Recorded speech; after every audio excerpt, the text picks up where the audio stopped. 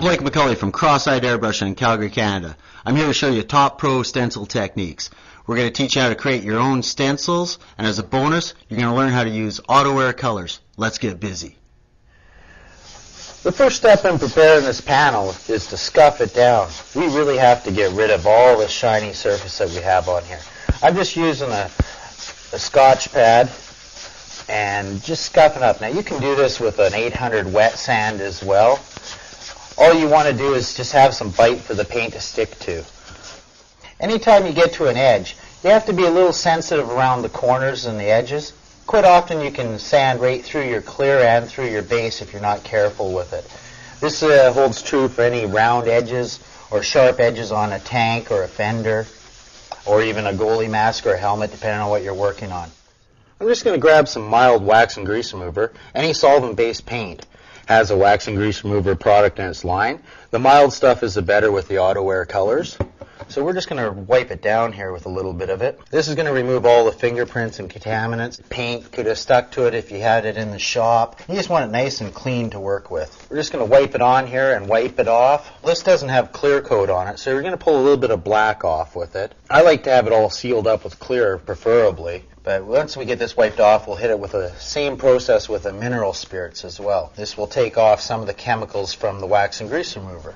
We're really striving to get the cleanest surface possible to start with. We're just applying mineral spirits now. Shoot a bit on there, and we give it a wipe down. Similar process, wipe it on, flip your rag around, drag it off. This pulls off all the contaminants.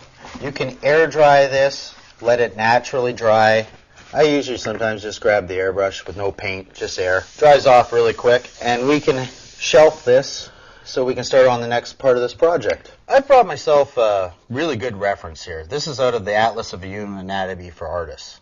It's a classic book. It's been out for a lot of years, and it's still the Bible for skeletons and skull reference. I have photocopied a few references, both from front and profile. Today we're going to deal with the profile version.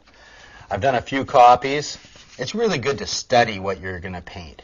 Know it from all angles. And I could probably paint this guy inside out without reference, but every time I tackle a skull, I still have this out. Even if I'm mutilating it and kind of morphing it into something else and making him more evil by changing brow ridges, and we'll get into how we're going to modify it, because we're going to draw our own based on this. Here's our profile right here, and this is what we're going to use for the main part of our reference. And it's really good to surround yourself with really cool stuff.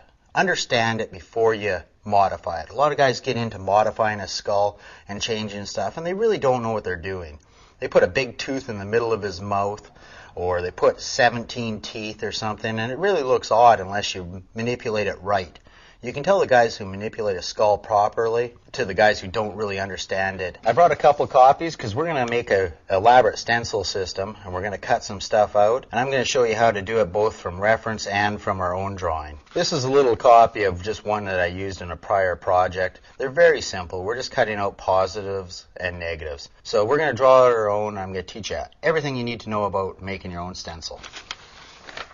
Since we're starting with a profile of the skull, and we're going to modify this guy, all I do is draw on photocopy paper. I buy it by 1,000 at a time. It's really cheap, easy to work with, easy to cut out. This is my stencil material, just a photocopy paper, but you can work in a Mylar.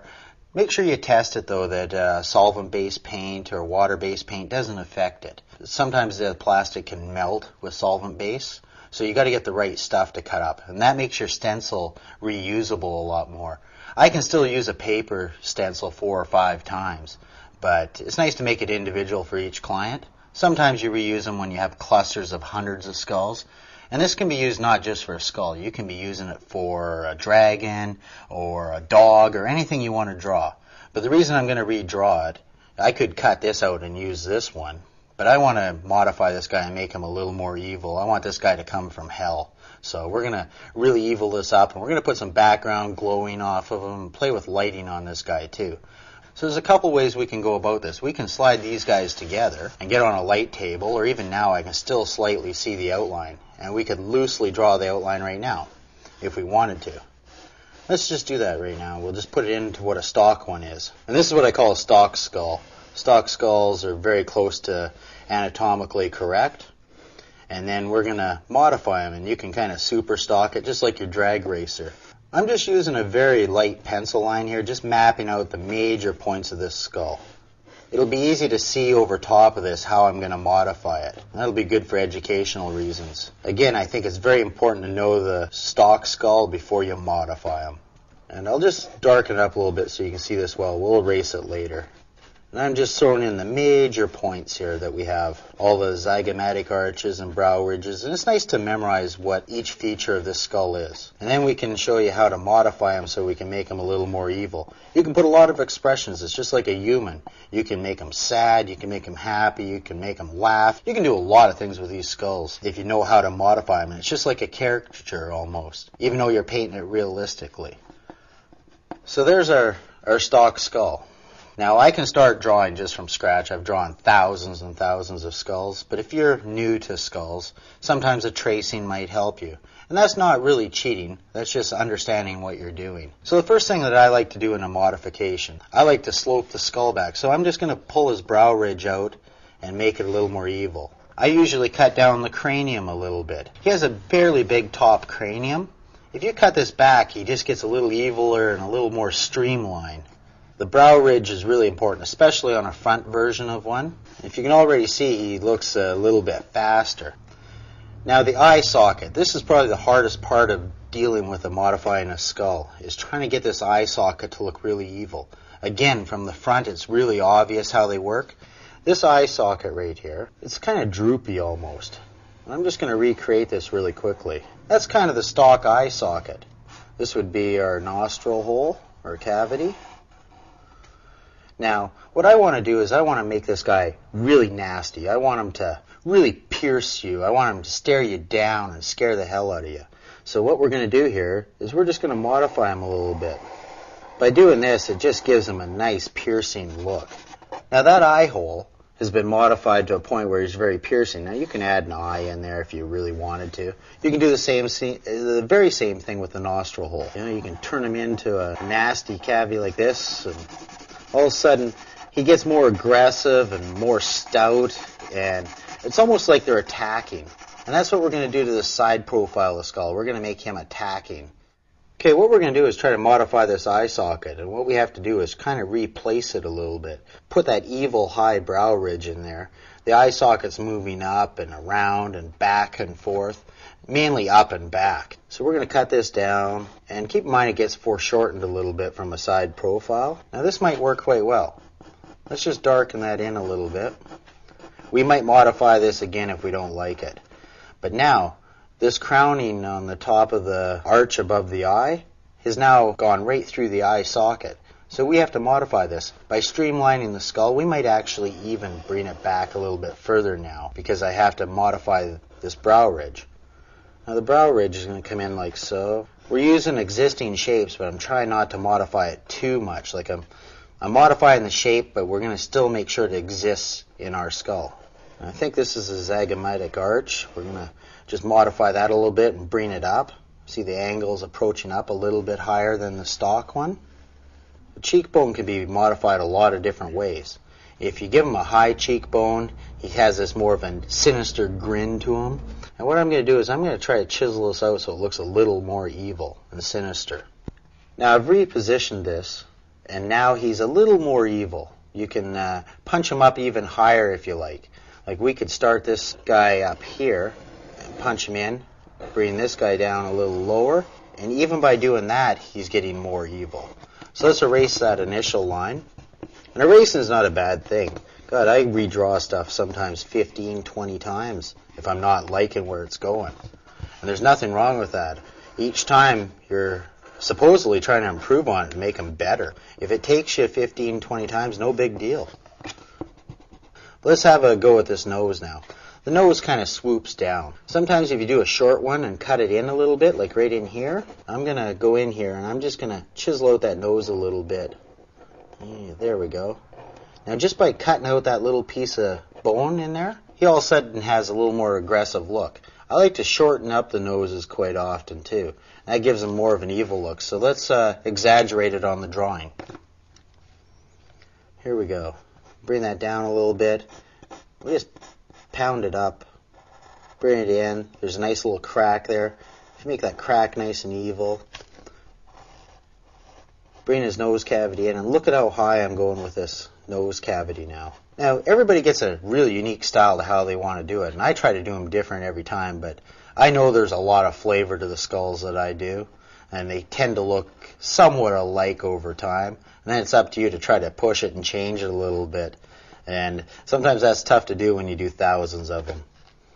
So let's bring this down, and we're going to now deal with the top of the roots and the top of his roof of his mouth. They're in line with the top of the tooth. Usually the crown comes up, and this is where you can see amateur guys that don't understand skulls. They get these all crooked, and they're really not understanding what's going on. And that's why you need a book like this to really understand it. And I like to push the jaw out a little bit. It makes them a little more aggressive. There's a little bump, and you can see that on the reference, usually just right above one of the roots. And then we'll start into a teeth line. Now the teeth, there's another thing. You can modify those like crazy as well. You can put sharp ones in, fangs in, incisors. You can do a lot of things to modify them to make them look more nasty. We'll just modify a few of them. We'll keep a few of them stock and then crack them up. Now keep in mind you're dealing with perspective. As the teeth roll around the jaw, treat them like little chiclets. They're going to get smaller as you get around the sides, so the front ones you're barely going to see. They might just be slivers. And as they open up into your viewing distance, they're going to get bigger. If we go back to the drawing, we can see that this is very simple. They're very thin there. They get a little bigger, bigger, bigger as you go across. They're just opening up, and that gets it to curve around, and you're dealing with perspective. So back at our drawing, we're just going to draw a few of these in here, and this will erode them a little bit and make them a little sharper. And then we'll deal with the big incisor. And this guy, he's always the fun one to do. Yeah, let's not go too big. It's easier to go big with him when his mouth is open, but if you go too big with him right now when his mouth's closed, they end up butting each other. He'd actually never be able to close his mouth if we did a 3-inch dagger fang off of him. And then let's just throw in the 4 molars. Keep in mind, I like to be particular. I like to have the right amount of teeth in my skull's mouth, unless he's had a few of them knocked out after drinking in the bar. So that's quite possible. I see them all the time there. So here we go. We got some nice sharp teeth in there. And let's just open his mouth a little bit. We'll start this lower jaw. The lower incisor quite often closes in the mouth unless he has an overbite in front of the other incisor. So we actually got to put this guy up front a little bit more. And as you open the jaw has to tilt down. So let's reflect that in the drawing. Shortening the chin is really a good thing too. It really makes them a little more evil when you shorten them up. There's lots of ways to draw this, and I'm not liking this one, so I'm going to start again. It's that simple. It's nice to follow these lines, and if you accentuate them a little bit and exaggerate them a little bit, sure, it gets a little cartoony, but if you paint it in high rendered like our reference is here, it's going to look really cool anyways. It's up to you how much you want to exaggerate them. The more you exaggerate it, the more your rendering has to look really, really tight and professional to make them look real. I like to really stretch this top of the jaw too. Stretch them out. And then let's just deal with the rest of these teeth. Now have a good look at this, and I'm looking for problems right now. I'm thinking this jaw is looking a little funny around the chin. So I'm just going to soften that up a little bit. Get rid of my prior drawing and just revalidate that second copy of it. He looks a little bit better now. Now, if you want to get more evil, all we do is start tweaking it even more. We start carving up into it a little bit more, and all of a sudden he's starting to get more evil. Shorten up his cranium a little bit. You know, if you want to open his mouth, give him bigger teeth, all of a sudden he starts looking a little bit more nasty. You know, we can carve this up even a little bit more. And the more I modify it, the more I'm finding this skull is just going to get a little more evil. Now we're coming out with a stencil kit. We've inked a few of them out now, and they're going to go into production in the future. And I've done a bunch of them, and I started a sheet of like hot sheets that are just like how I work with stencils. And some of them are really modified, some of them are stock, some of them are evil from hell. And I think they're going to be a lot of fun. And I'd like to really see those made, because I'll actually use them in my own shop, because they're going to be a lot better quality than what I make for myself. They're going to be in a nice Mylar plastic composite that isn't affected by solvent paints. So I'm just tweaking little lines here until I'm really kind of getting happy with them. I'm just going to chisel this out a little bit more. Just by putting that little point on there, he looks a little bit nastier. I think his brow ridge is a little high right now. So I'm doing a lot of modifying, but I mean, this is how it works. And you're going to even maybe spend a little more time than me doing this, possibly. But be picky with yourself. You know, look for ways to really modify him and make him cooler and nastier. So he's not looking so shabby right now. There's probably a lot more we can do with this, but I'm kind of happy painting what we have right now. Identify parts of the skull. This is really good to have this reference. There's little cracks where plates in the skull have come together, and little, they call them fossas, I believe, and what they are is where blood and artery veins feed the face, and they pop out. I like to really accentuate those. That's one of the bigger ones that feeds your face with blood. I can put a crack in here. There's a few cracks that come off the nasal cavity up into the forehead, and the more you push these, the cooler they are. You could throw bullet holes into them, crack them up, erode them. There's lots of things you can modify. Throw some big nasty horns. You know, half his head could be missing. You can do a lot of cool stuff with them. But we'll keep this guy just the way he is right now, and we're going to really play with the lighting when we get to spraying him. Okay, now that we've got a nice outline, this isn't a really effective stencil till we have positive and negative shapes involved. So now we have to make this shape work. We have to cut it out so systematically our darks pop out. What we're going to do is cut out a complete outline. This way we can lay it down on the panel, spray our whites from our negative sheet, then lay our positive in and spray our dark shapes. So I'm starting to make my shapes. I know this eye is going to be a slam dunk. It's really easy to cut out and get right. So our stencil stays together. It's nice to have some bridge areas, and what I call a bridge area means if I draw this now and connect this up a little bit, like so, and get rid of this, our stencil will hold together more because we have connector areas. So by connecting this with that, this comes out nice and easy and we don't lose the lower jaw. It won't fall off on us. Now this is only one approach. Cutting out a stencil is one approach. I could go in with a chalk pencil and draw right on the tank and start freehanding. But then you lose everything. If you get bad spray and stuff, you can't find where your teeth are anymore if you've messed it up. So this is really a good process for the beginner. I know a lot of guys can really work from a chalk drawing. They can draw right on the tank and go, but they don't lose their whites. They don't obliterate it with their blacks and wreck the project. So this one, if you start to wreck it, you can go back in and work it. So let's create some more holes here. This jaw is looking a little low, so I'm going to redraw my drawing it just a little bit. And this is going to have to be a dark shape. So we'll just tone this in right now. This is a good shape right here. This might be a good place to do a connector right here too. It keeps our stencil really working well for us.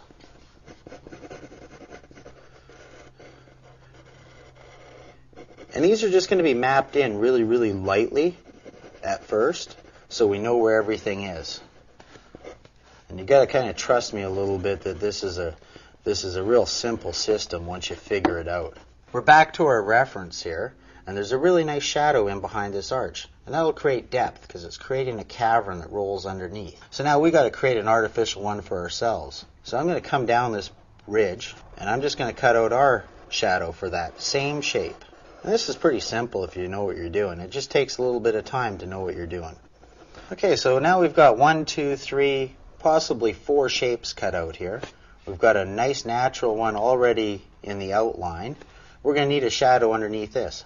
And here again, we need a little bridge just to keep our stencil together. And it's nice to give yourself about 1/8 of an inch, maybe a little bit more. Because if you cut through that, then things will fall apart and you're forced to go back in and tape them up. That takes some time. We're just going to pull down and deal with our root connections. Now these are the little valleys between the roots that we were talking about earlier. So I bring those down in between, like this. And this will be one shape. This is going to create a shadow right underneath our cheekbone, and it's also going to define where our shadows are. And when we go to spray this, we'll spray this dark at the top and just fade it out. Now, teeth are really tough.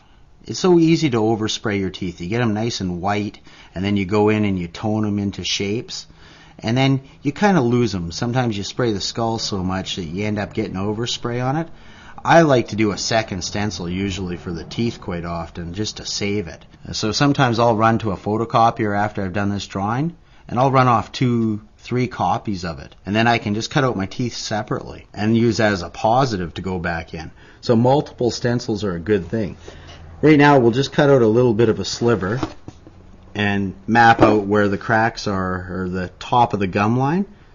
Again, I'm going to stop right here and leave a gap.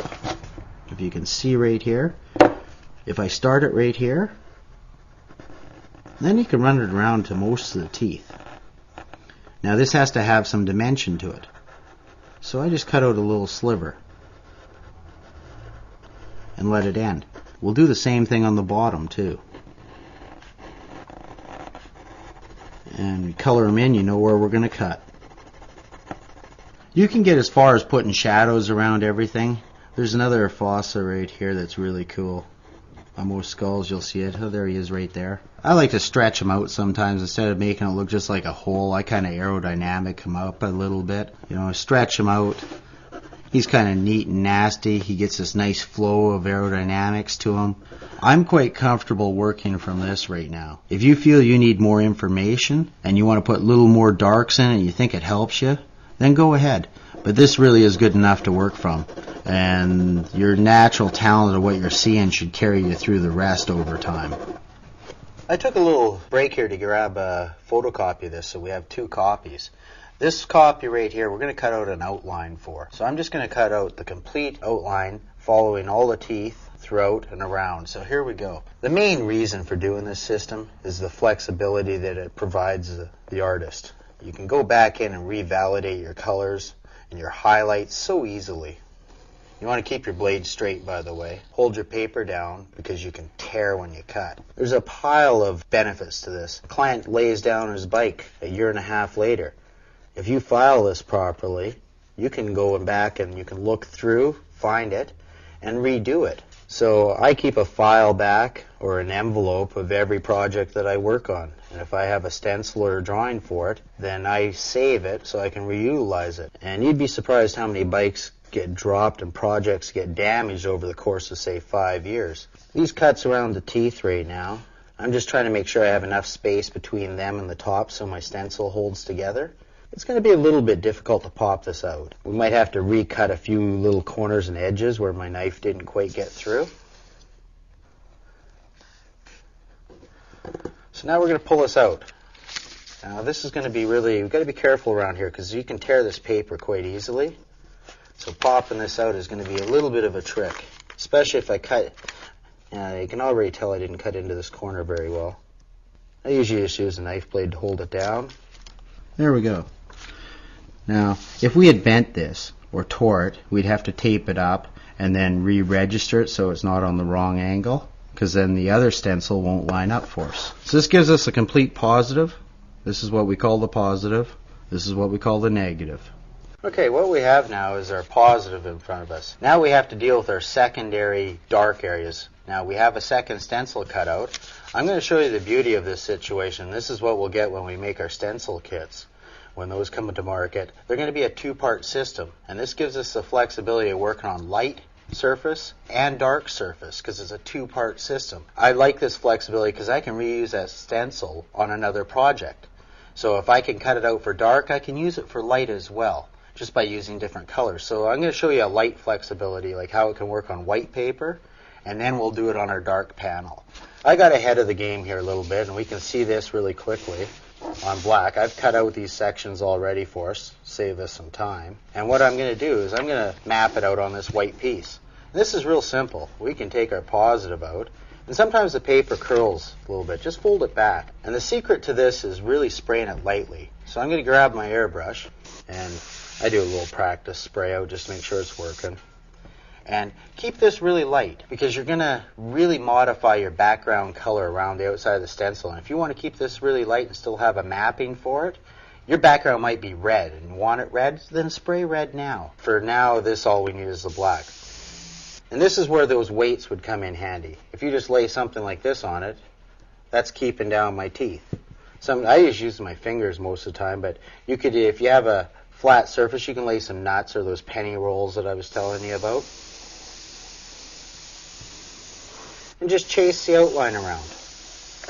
I'm going to go a little bit darker here just so you can kind of see it. But sometimes going really light, depending on what your background is, you have to reconsider that before you do it. So really plan out how you're going to approach this. So we'll pull this off. All of a sudden we have a really nice outline of it. The next step is pulling in our second cut with all our negatives. Now this is going to prove to be a little bit more difficult in the fact that we have to register these lines. So you got to somehow match up where all these cuts are. And that's not always the easiest way to go. Now I cut back a little bit in here so I can kind of see my line. That's a bit of it's not a cheat, but I mean it's a good way to start to register your teeth. That's important in this process because if you don't register it, everything's going to be misaligned on you. So now what we're going to do is map in our negative areas. Now this negative area can go fairly lightly or fairly dark. If you want a big cavity in the eye and you want it all dark, then you can pound it a little harder. This area, I would just lighten up the dark area inside so you can feather it out. Because in our reference, that shadow kind of fades out gently. If you create a really harsh line on this edge, then it's going to be difficult to get rid of it. The underside of this usually has a fairly dark shadow.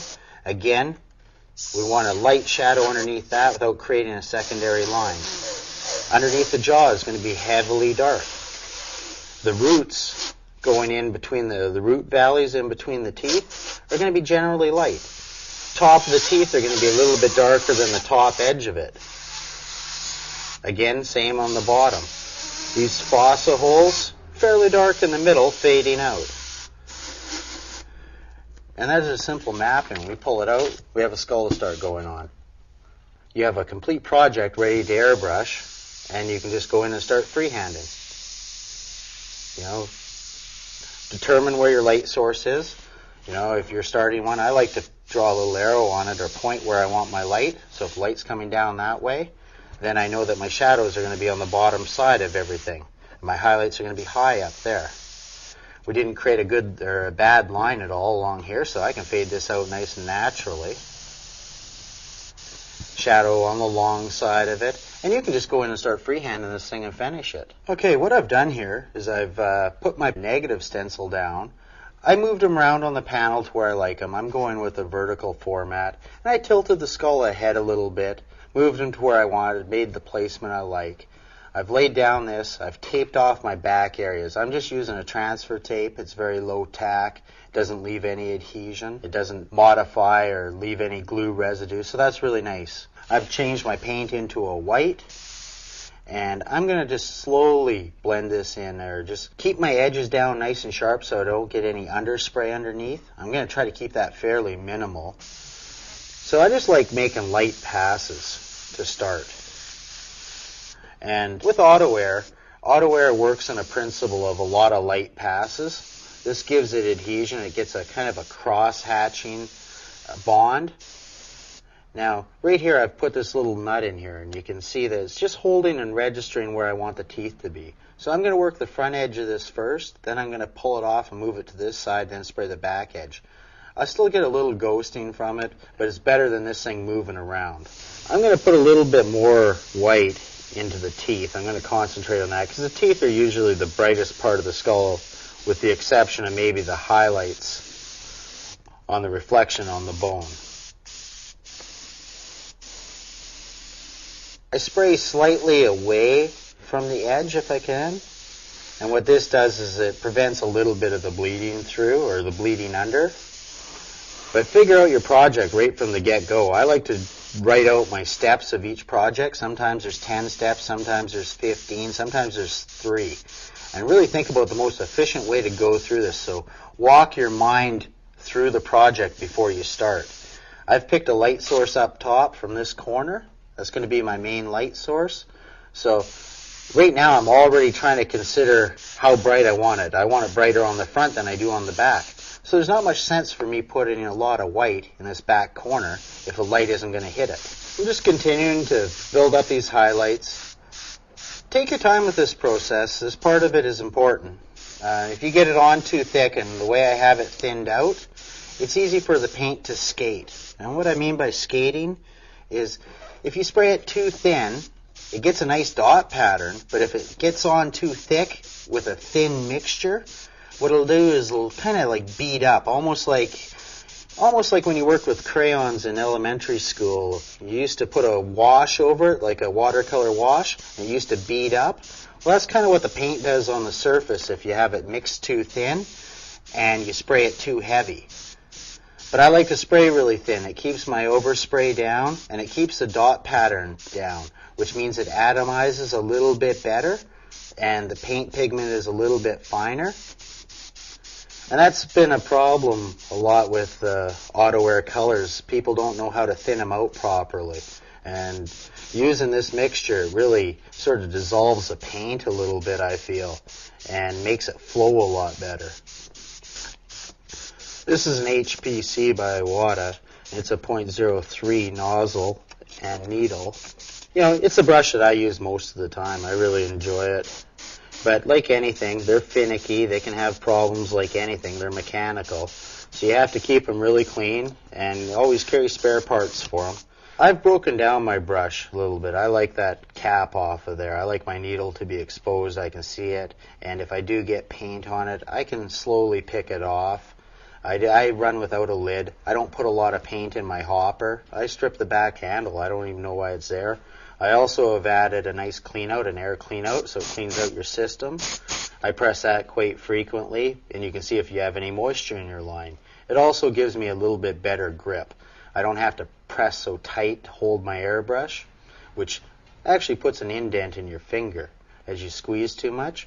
And your hand will tire out over time. This way I can kind of compress it with my other fingers, and it makes it a little bit easier to hold. Okay, we've got this all peeled off. We're going to do a background in here as well, and this might create some underspray. So we'll have to lay the positive back over this so we can spray some background in.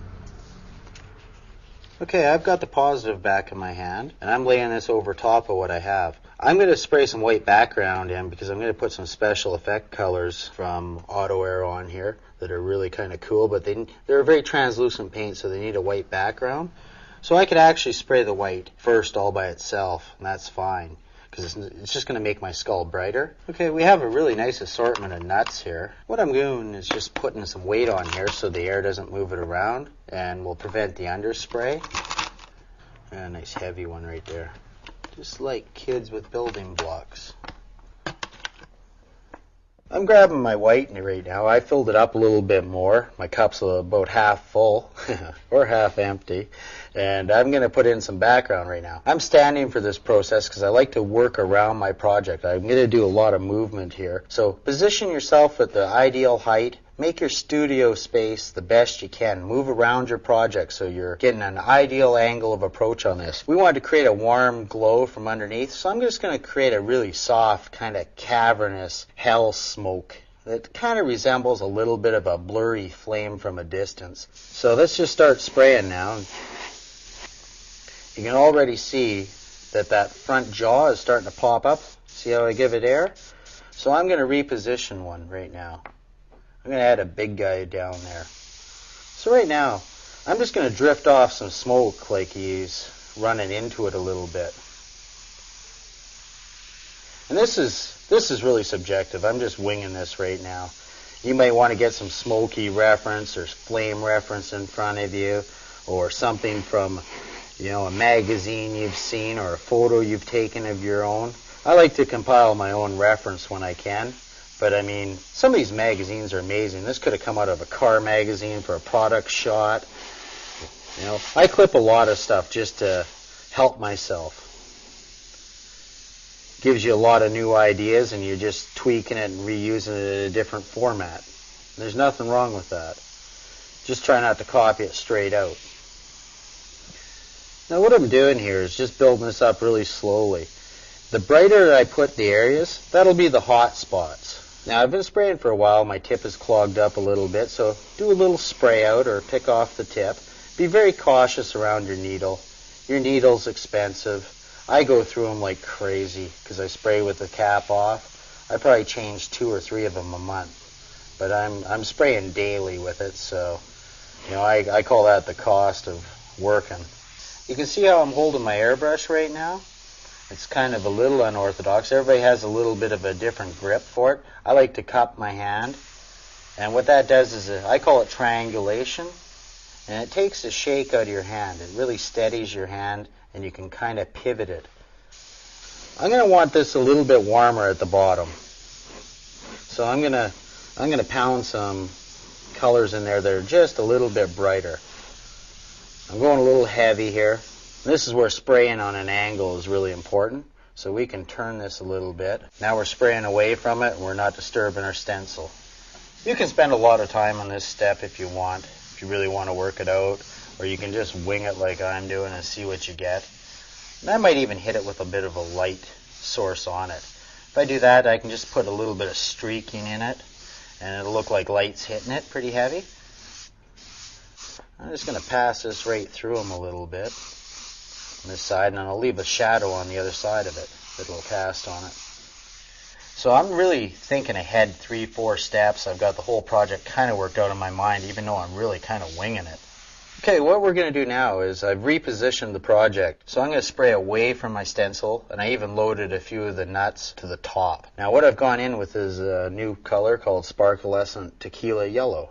So I'm going to spray it into my warm areas, which is my brighter white areas. And I'm just going to let this fade out really hard. I'm not worried about too much overspray at this point. We're going to go in with some orange, and we're also going to go in with some red and see what kind of special effects we can get here.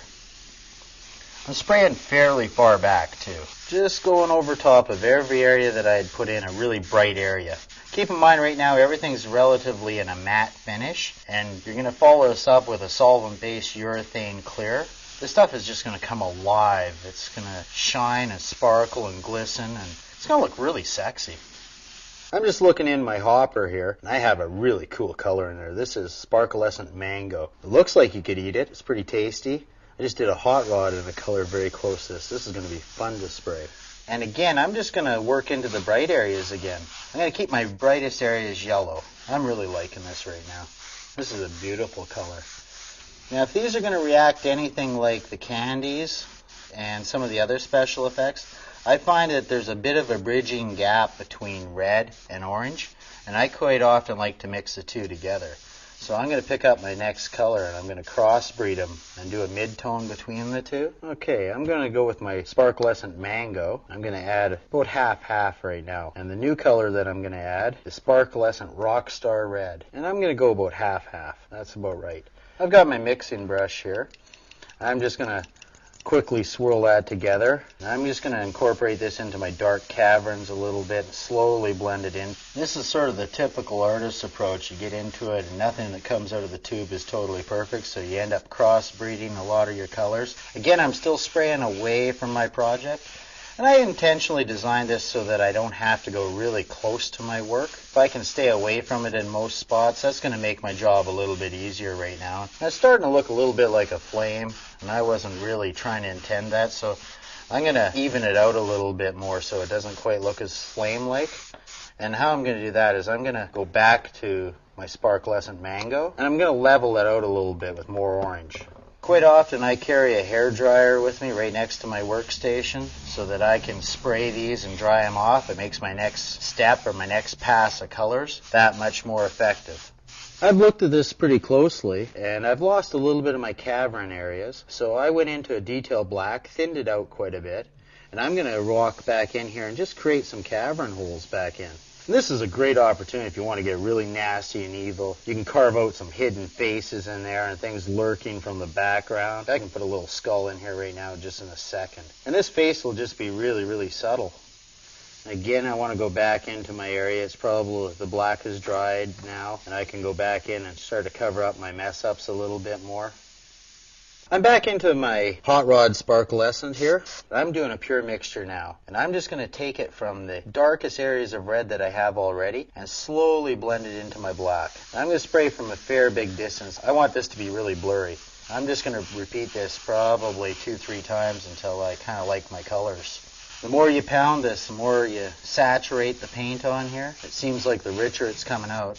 Okay, we left this area at the top, and this is where I anticipated going in with the blue. And the blue is a sparklescent nightmare blue. I want to saturate this fairly dark, except for my highest beams. So I'm going to kind of stay away from these sort of light radiating beams and work it from the outside in. And this is going to go straight over black over here, so it's going to just be this really deep midnight blue over there. And it should come alive as soon as we hit this white. So now I've mixed up just a little bit of warmer mixture, and I'm working this into my light beams. And this is bringing out a lot more blue. Beautiful. This is nice. Well, we finished up this background now. I gave it a little bit of time to dry, so we're not going to put any fingerprints in it. Now it's time to pick off all our nuts and see what we have here. So be very careful with this process. We don't want to drop one on here and cause a scratch. Let's see what we have.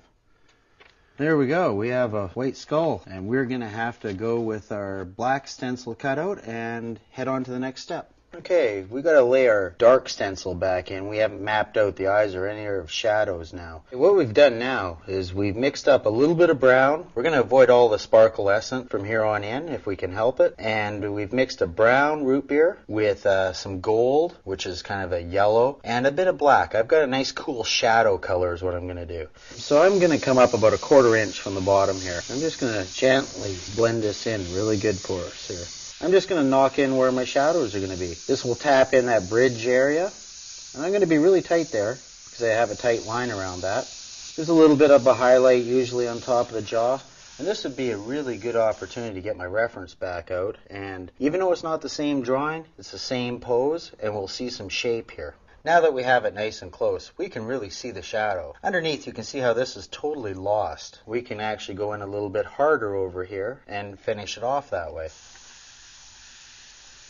Now I'm going to take every shape and isolate each shape and kind of define how the light is going to hit it. I just kind of pretend that that shape is a certain texture, a certain look, a certain movement, a certain flow to it, and I analyze all this as I go. So if it's bone, it's going to have some shine to it and some highlights.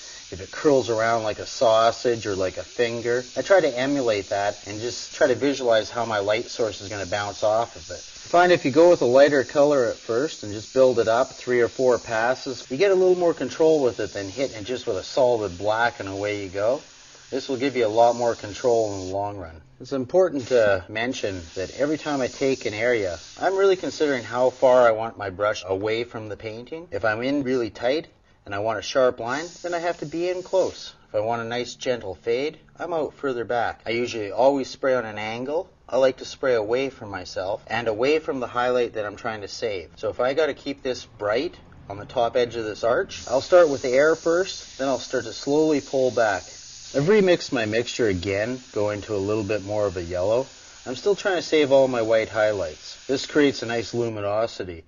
Okay, I went with a little darker color right now. What I'm doing is just chiseling out little cracks, and we'll see if we can get some detail in here. These lines take a little bit of concentration, so I get a little quiet. Usually the tongue comes out. There's a little bit of a shadow or a crown that rides just above the tooth, just before the root starts. I've been working away at this for about 15-20 minutes. So what we've done is we've added a little bit of cracks. We've toned out a little bit. I'm just noodling away, just puttering at it, finding spots that need some darkness and throwing in some cracks every once in a while. Okay, I've jumped ahead about another 10 minutes on you here, and now I've gone in with a little darker mixture, a couple drops of black into that sepia yellow color we had, and now I'm just going to start chiseling this out a little bit darker. And I like to freehand this part. I could go back in with a stencil if I wanted to in some of these areas, but right now, softening that edge just slightly is going to be a nice feature for us. It'll get rid of that stencil look just a little bit, so I'm just chasing that line, fading it out. Looking for my really dark areas now. It isn't a bad thing to actually partake in one of the getaways, too. The getaways are an amazing learning experience. The Airbrush Action Getaway, there's 3 of them a year. They usually do 2 in Vegas and 1 in Charlotte, North Carolina. There's a variety of courses you can take. There's about 6 or 7 courses if you like pinstriping more than airbrushing, if you like graphics more. Whatever you feel you have an affinity to, then you sign up for that course. I go down there to teach, and I come back with as much information as I gave to everybody else. I learn off students, off the other instructors, and I come back inspired. There's guys that have complete breakthroughs at these programs. It's very real. Stuff like this isn't offered too much. I started doing my airbrushing, I had to learn in my own little isolation chamber, so I kind of learned my own unique style, which I'm passing on to you right now. Alright, I'm back on this panel right now, and I've started to look down at the teeth, and I'm seeing a lot of overspray right in between the teeth. This is a good opportunity to get back to our positive stencil, and just lay it in here. Now if we can just line this up perfectly, we can go in with our dark mixture that we've been using and just spray this in fairly heavy. Now this is a good time to spray straight up and down. This will keep our stencil registered down and keep the overspray off of our teeth. And we'll just pop this off. Now we have a really nice clean outline in there. At this point, we can grab our negative too. Now I've done pretty good at saving my whites. But at this point, you might find that you've got a lot of overspray on your teeth. We can lay this back in and just spray back to the top, away from the stencil, and inversely come back the other way to spray the bottom row. Another thing you can do to modify these too, if you don't like your drawing, you can cut it and splice it. Like I could open his mouth down to here and make him laughing like crazy. And you can also scan this into the computer if you like to play with that and stretch them and push and pull them, reprint them off, cut those as stencil. So everything can work for you. You just try to push it out there a little bit. You can create a lot of new things from one existing one already. I'm just practicing here a little bit. I want to do some really tight stuff with this dark, so I'm just making sure I got a good flow going. As soon as I'm happy with what's going on, then I can take it on to the project. Right now there's just a whole bunch of little eroded bumps, and I'm just creating a little bit of texture now to this guy. This is the fun stuff, especially if your brush is working well for you. So right now, just looking for all the nice little details, and occasionally, a little crack in there might be kind of nice. If he can look a little bit more on the grungy side, then he's just going to have that much more impact. Okay, it's time to address this reflection on the bottom side of our skull. So what I've done is I've got away from all the metallics. I'm into pure colors still. We're not going to put any metallics in here or special effects. So now what I have is a yellow with a little bit of red in it. 6-7 drops of a regular detail yellow with some detail flame red, keeping it very transparent. Just on the underside of anything that I feel it can get reflected back up. This is really good when you're doing chrome too, to kind of know how you think reflection and underlighting is going to hit everything. That means on the back of each tooth might catch a little bit. So just in this little bit that we put in, it's starting to fit into its environment. So let's increase the red value and we'll hit it again. I'm just going to chase the same areas as I did before, just slightly warming them up. Beautiful. I've changed and I've gone into sort of like an ultramarine blue. It's a fairly even blue. All I want to do is just highlight the top edge and around the back where this blue glow is coming in. And be very subtle. So I'm going to start, if I get overspray onto the background, I'm not worried about that. It's not going to change much. So I'm just going to tint it in there and just cool them off along this top edge. It's not going to hit a lot, but it's going to be enough to just show that that blue light is affecting them. I flushed out all my blue, and now I'm going to address all my highlight areas. This is where we get some shine to it. These things are really going to start making this thing sing. If you keep this going fast and you kind of know where everything's going to go, this process or this step can be fairly quick. You might choose to put an eye color in here, so I'm going to just give this guy a nice little glow instead of a ball in there. Give it a nice highlight burst and then just fade it out a little bit. I'm just looking for little ridges where the highlights are really going to come and punch out on. Okay, we're starting here. We put this white highlight in this eye. Now, by putting some color into this is going to bring this guy alive. So I put in a nice little lime green right now, and I'm going to reflect this all around the cavity around his eye socket. Now I'm really careful that I'm going to keep that highlight bright, so I'm going to work away from it and just slowly into it. I'm just building this up slow. This is very translucent. but it has a lot of yellow in it. So I'm building up slowly, just like I did the yellow under the red, so it didn't go pink. And then I'll go to a darker green, and this guy is just going to glow for us. This is where you'll find when you take chances with some colors, a lot of things are really cool with them. I've mixed up some white with a little bit of green, and I'm just going to go in and chase that line there because I was fighting with the red. And since I have that in there, I'm just going to punch that eyeball area where it glows just slightly. That'll just give this nice glow effect out of it. I've got my green in here right now, just flying off that white, saving the highlight. There we go, he's come to life. This turned out to be one tight skull. I really enjoyed doing this. I hope these tech tips really help you out. I'm Blake McCulley from Cross-Eyed Airbrushing. Thanks for watching.